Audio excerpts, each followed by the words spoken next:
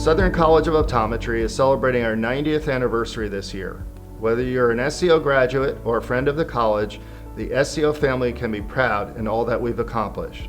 Many of our alumni hold a special place in their heart for SCO and their time spent in Memphis. As SCO president, I thank you for your support and enthusiasm as we counted down the last decade until SCO centennial this year.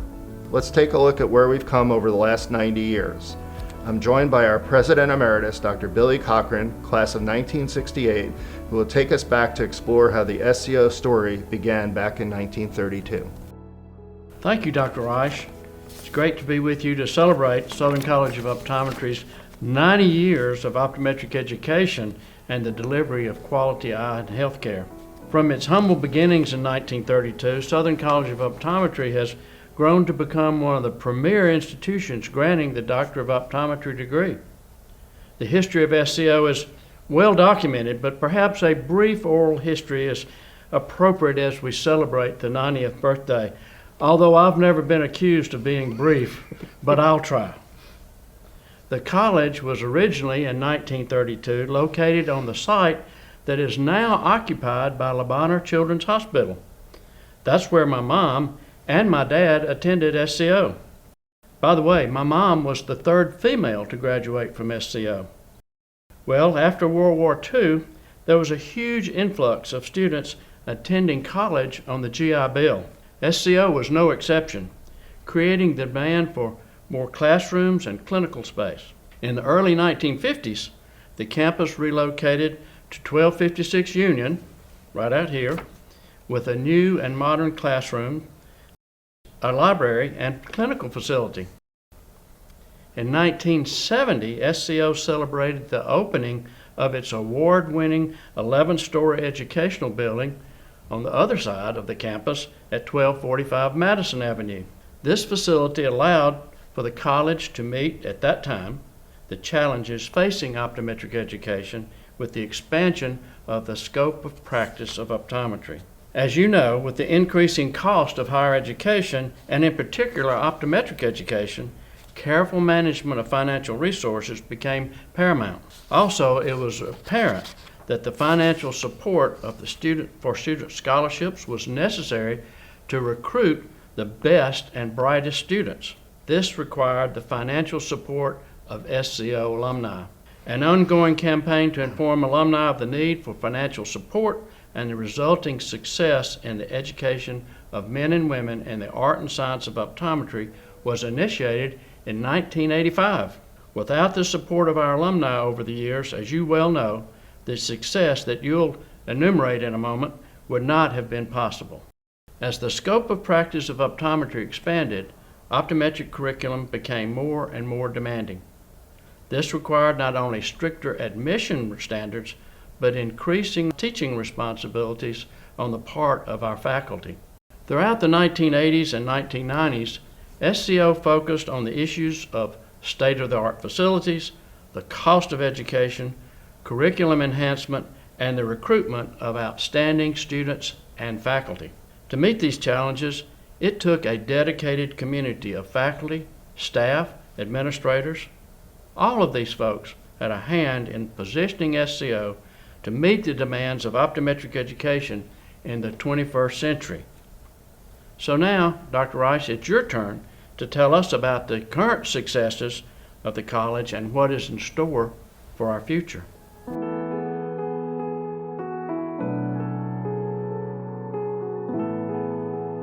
We're thankful for the support of alumni and our leadership of our President Emeritus, Dr. Billy Cochran, who built our endowment to a point where we're able to award scholarships to 8 out of 10 of the students in each entering class.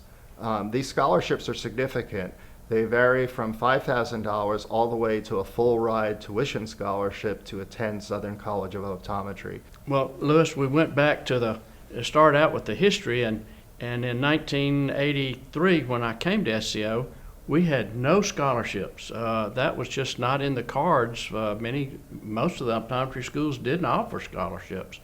So we began by 1985 really going to our alumni, seeking support, and it grew and grew. And once the alumni found out that we needed their support. We had to let them know, first of all. It's grown, and you and the administration have done a super job in growing that now with the obviously what's happening with the graduation rates and the national board scores, that is getting the brightest and best students through scholarships. That's so important. And I'm really glad y'all have been able to keep alumni support in the forefront of the mission.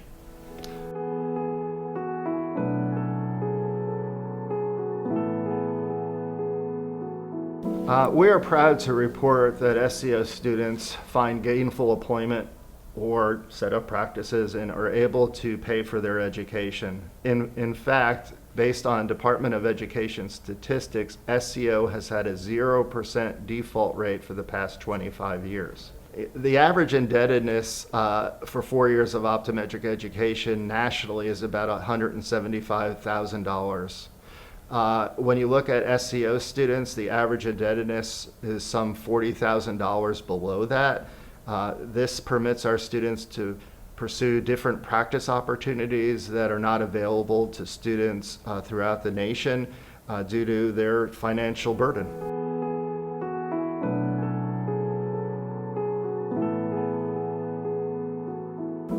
We have our main large clinical facility for our education of our students located right on campus. And that has been a blessing to the city of Memphis and Shelby County in that we serve an inner city population.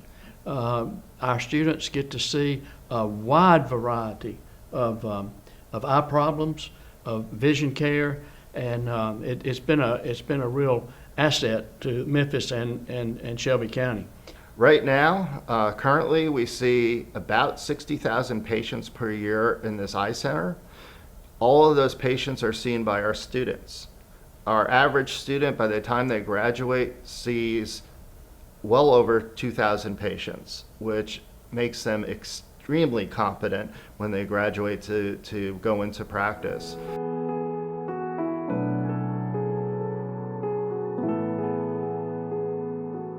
I'm proud to say that Southern College of Optometry is 90 years young this year. As we go forward, what are we going to be doing as a college? One of the things that we need to do is help lead the state in the enhancement of the scope of practice. A number of our neighboring states have passed legislation in the last year or two to allow laser procedures in their state. We teach optometrists in most of those neighboring states. It is time for optometry in the state of Tennessee to pursue laser legislation. We have hired a local architecture firm to envision what our master plan should be as we embark on our next 10 or 100 years of optometric education here in Memphis, Tennessee. We don't have any set plans yet, but we're excited about the opportunity to do more to attract the best and the brightest students and to serve our patients and our employees here at Southern College of Optometry. And Dr. Rice, that's a kudos to you and your staff and the faculty, everybody, to look to the future, to begin to plan now for things that may be coming down the pike, especially as quickly as the delivery of health care is changing through telemedicine and all the various changes that are way beyond me. So it's great that y'all are envisioning the future and looking to the future, because that's what makes an institution great. Our ability to look towards the future is strongly based in our foundation of strength. SCO is in a strong financial position, thankfully, due to the support of alumni throughout the years. And it's because of this strength that we're able to be strategic in how we look towards the future. Thank you, Dr. Cochran.